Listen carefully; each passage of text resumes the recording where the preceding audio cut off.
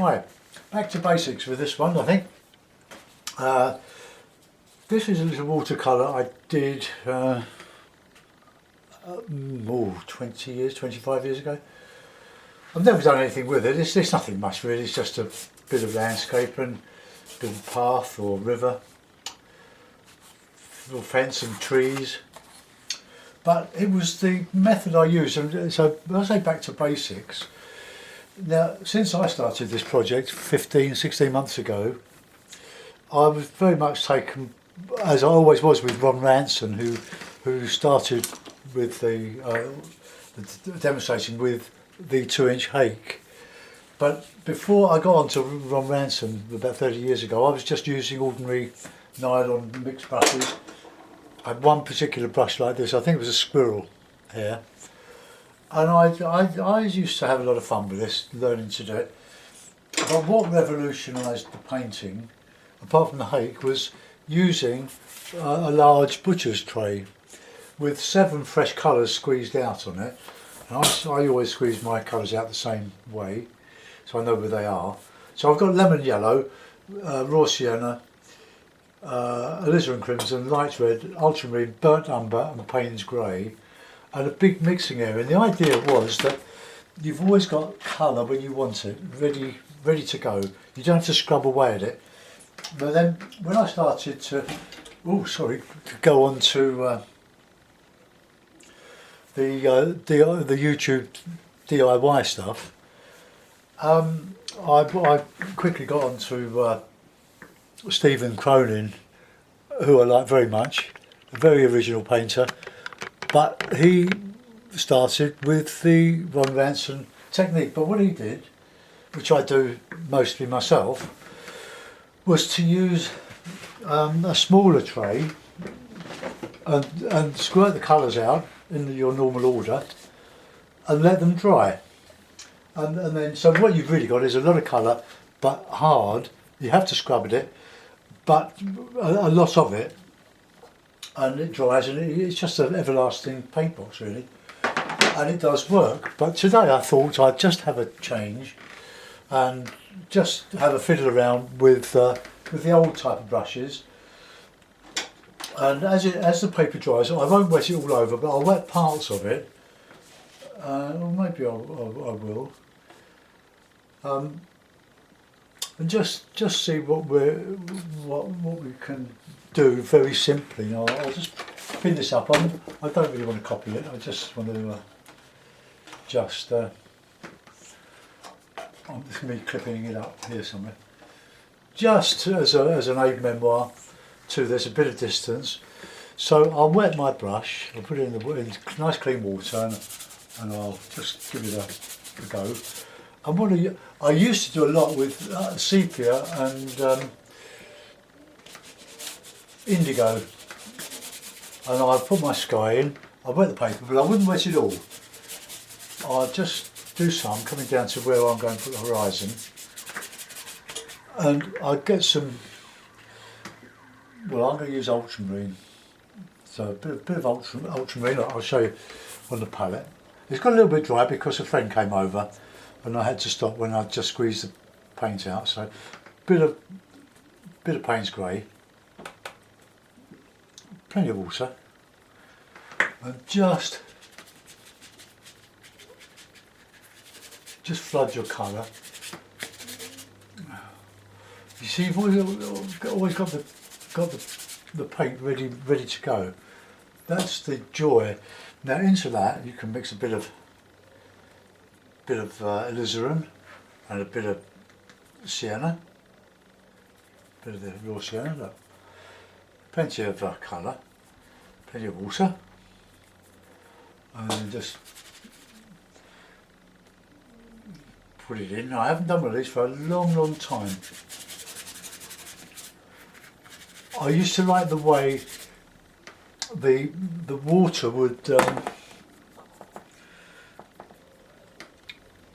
move the paint around, but I just putting in I could have used the hake really, just get a nice loose wash there. you can always use a bit of light red in there, maybe a bit of grey, make a grey. I'll just get a darker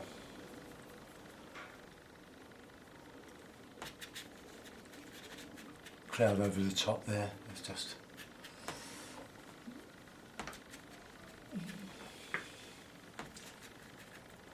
now I'm not sure what that's going to look like, but I'll put in some background over that. I'll use a bit of blue, a bit of alizarin, a bit of red, light red, sky colours basically, and just flood that in.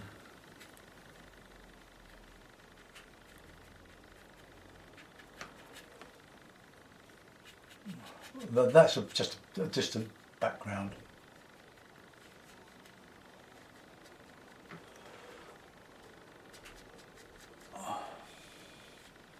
I'll just go all the way across.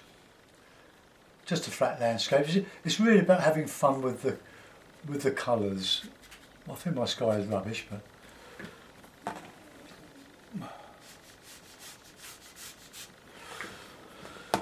okay. Now I'll put in some lemon yellow. Be careful when you hold the palette, all the water will run down the bottom, but you can always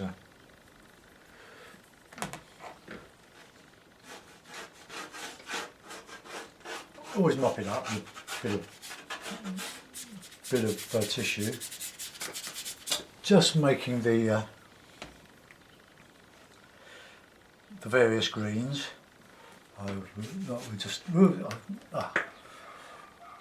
I hit the board holder there. That's Payne's grey, lemon yellow, a nice green. It hits and miss. I can go with nice.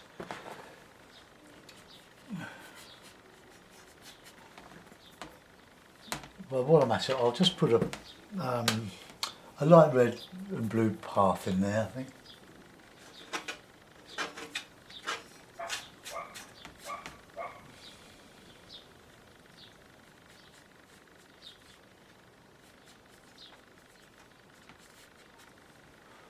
Right, a nice rich green.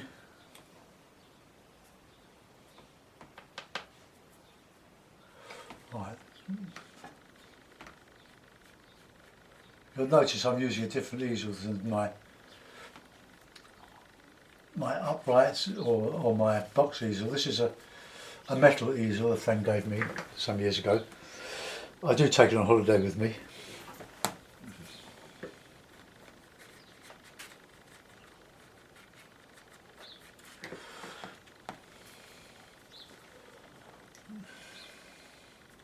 So let's just fill in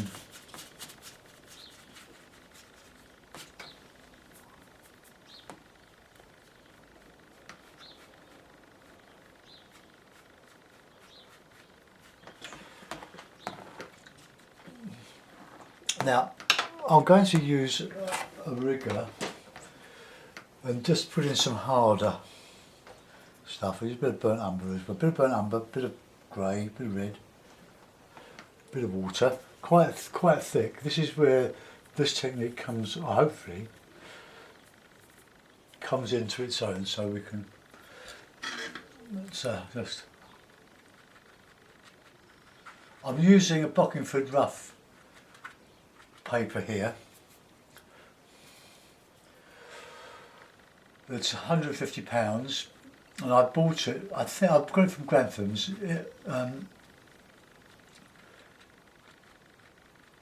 It's great paper, it's rough, it's good for the ink work. And the size of it is, well, it came in half imperial, 22 by 20, No, that's 30 by 22, 21. So it cuts down. I use half sheets of it, and I just cut it in half. And it's good. It's good to have. It's good to have a variety of papers. The wetting wet is very good on the Fabriano, but I do like the change. There's nice thick greens there. That's just flat, sort of nothing in particular.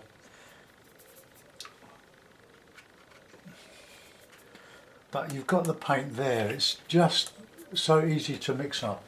Better than all those little paint boxes with all the hundreds of colours, where you feel obliged to use them because they're there. Keep it simple. Use as few colours as you can get away with. It's going us into the distance here.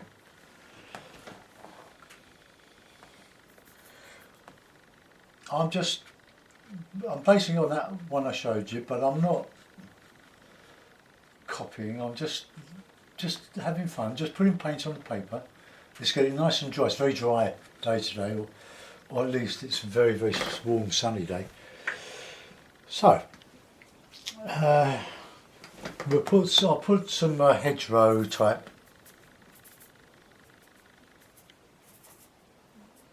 stuff.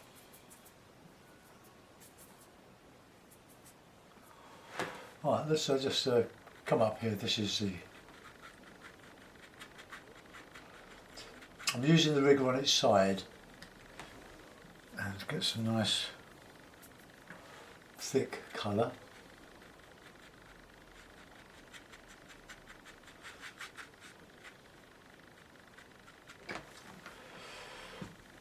And that'll go all the way across there. We can put a gate in there.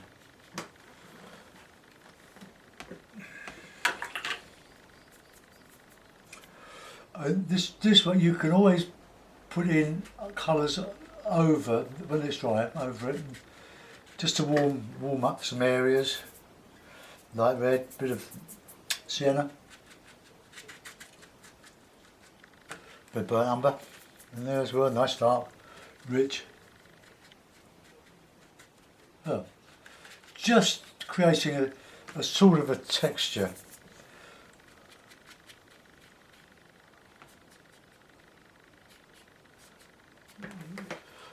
Right, now we'll nice green.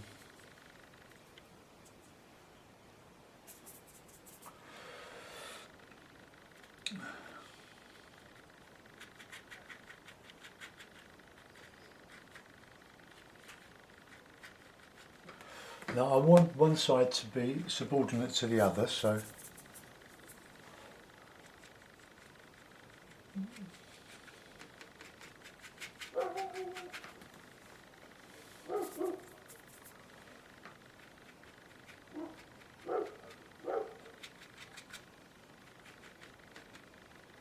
that's why I like that.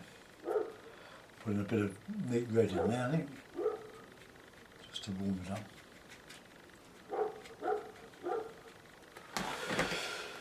Right, that's a bit of card. I'll just lighten that a bit. Just put some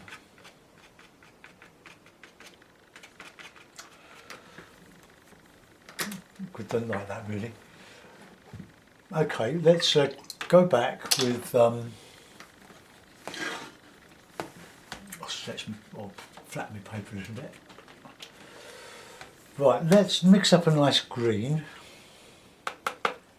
grey, lemon yellow.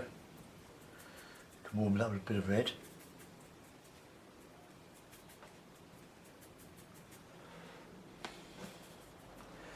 Right, now nice and sloppy. And put a bit of blue in there as well. So let's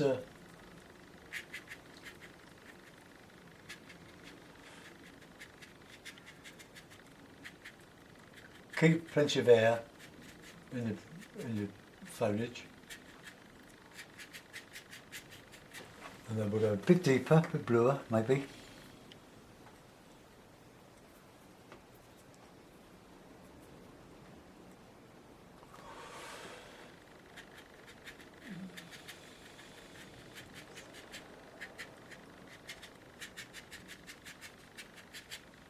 then I can paint into that with my twigs and branches.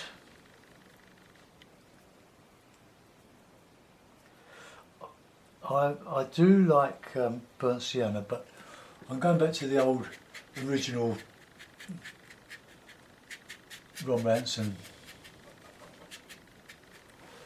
technique. Now let's put in some stuff behind there. Oops. Need a nice bit of cloth. So a bit of blue, bit of green, bit of red in there, mix the primaries.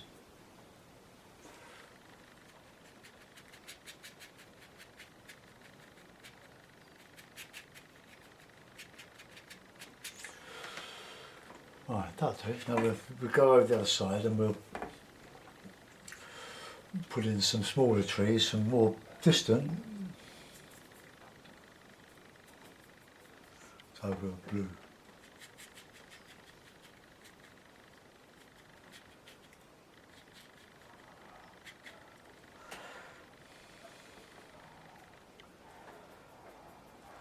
But you don't need lots of ready mixed greens in your palette.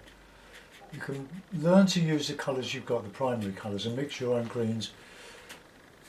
And when you get really stuck, then of course you can try. But when you resort to ready mixed greens, I find that it's sort of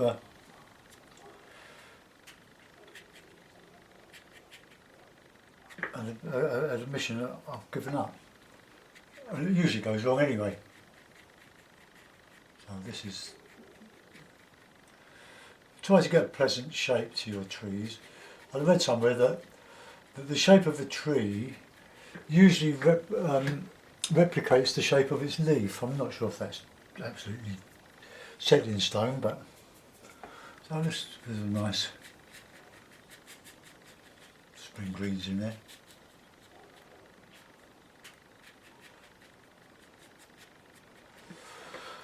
Okay, so we'll come across the back. Well, that's dry enough. We'll come across the back there with a bit of a richer green, and then pretty these sort of washes on top, and we'll let it dry. So I'll start to put in these trunks now. So we'll have a grey colour. Red and blue, good grey, as is burnt umber and blue.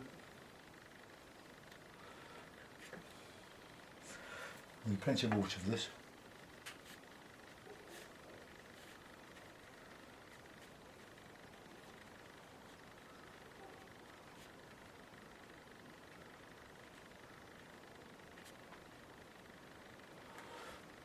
Leave some gaps in the branches.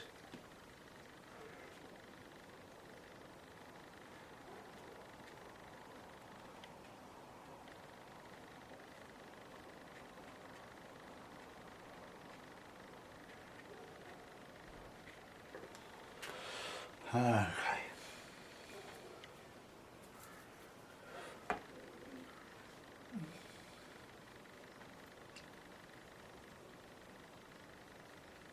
Remember, your trees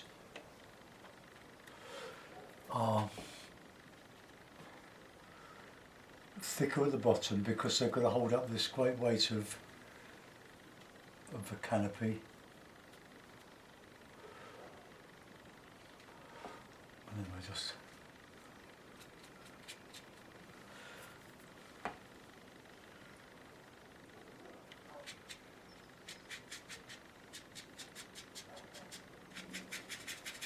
bit of pushy stuff.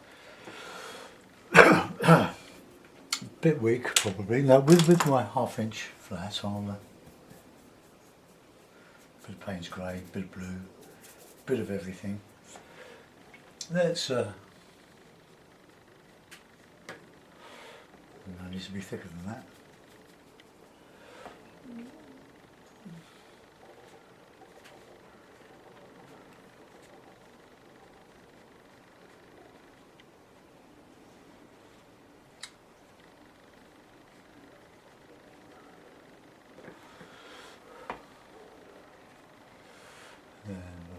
come over that path coming down there.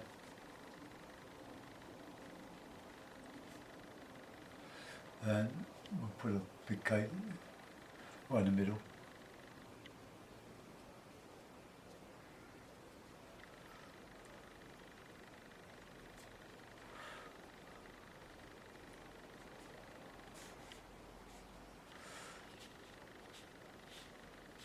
Don't put all the fence in, it's just going across the field.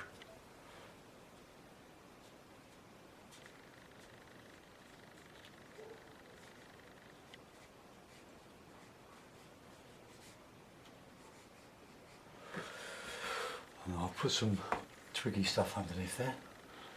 Not twiggy, there's some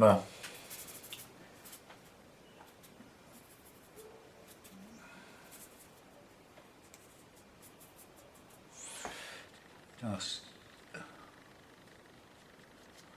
across there.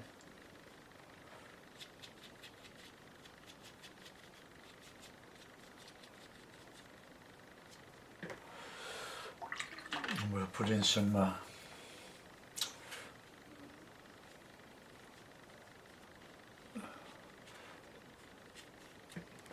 woody stuff here.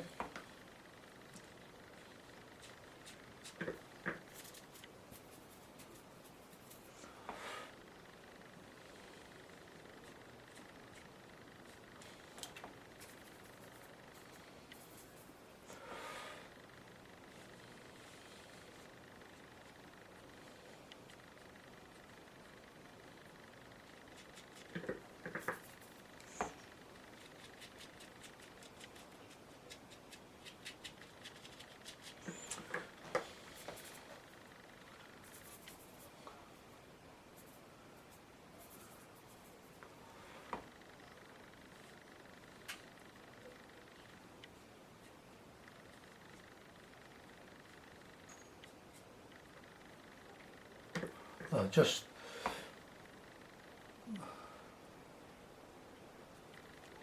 that is, the paint dries so quick here. Just put some stronger than others. Just a sketch, really. Mind you, I wouldn't have said that if it was going to be a masterpiece, would I? But it's just a case of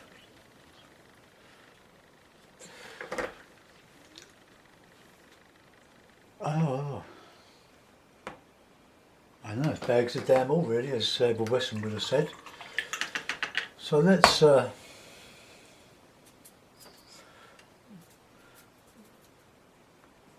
a bit of a red figure, so we'll put him across here.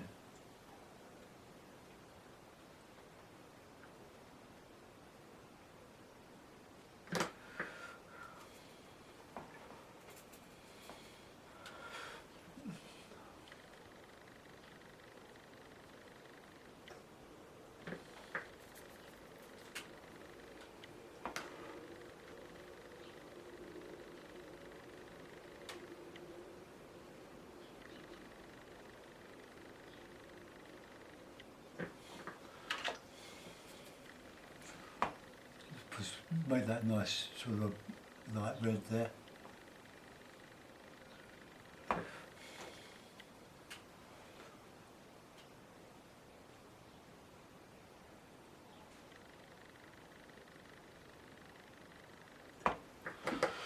Oh, you do. Bit of shadow.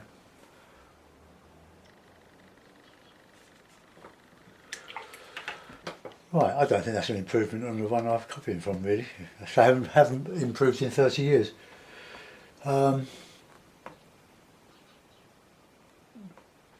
Maybe I'll put a bit of a stronger green.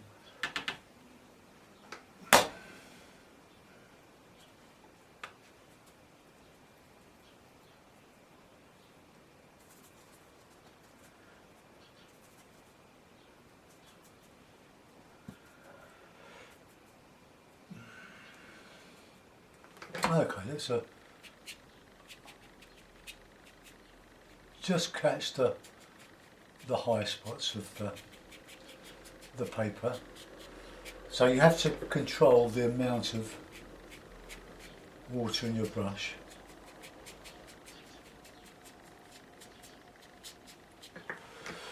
Right. Oh.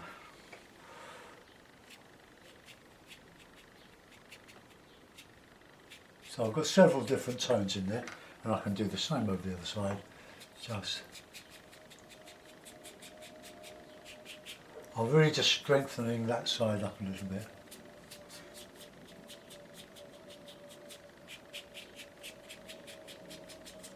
Just rough up there.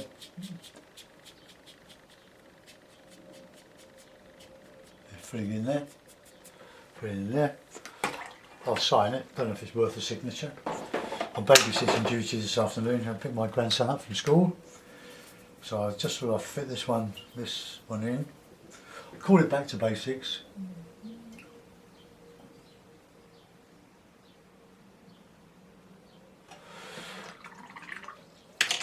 Right, so I'll get a bit of tape. And I'll put it on the paper, hold it on the board. Take off this. YouTube will tell me when after they've uploaded it, do I want to improve this video? It's a bit shaky. No, I don't. So put that there. Well, there we are. It's okay. It's okay. Let's bring my camera around and we'll have a look at that. So there we are. Just a simple landscape, simple walk in the country. Back to basics. Foliage not too bad. Sky a bit of a mess. This is okay. Figures not too bad. Except I painted him over the fence. And you can see the fence, but we won't worry about that. The trunks are very transparent, and it looks more cluttered than it actually is. But I hope you enjoyed that. Just a quickie. Thanks for watching. Let's zoom in. Let's have a look at this. The figure.